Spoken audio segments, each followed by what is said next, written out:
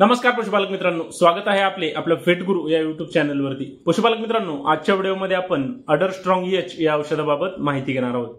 पशुपालक मित्रांनो, या औषधामध्ये vitamin A, vitamin D3, vitamin E, selenium, zinc सोबतच विटॅमिन एच म्हणजे बायोटिन सुद्धा दिलेले आहे।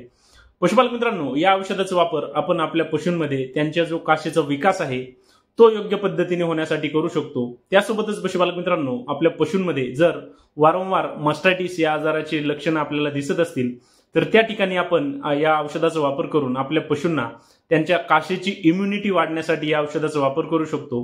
त्यासोबतच पशुपालक मित्रांनो, या औषधाचा वापर आपण आपल्या पशूंमध्ये त्यांचे जे दुधाचे उत्पादन आहे ते वाढण्यासाठी करू शकतो।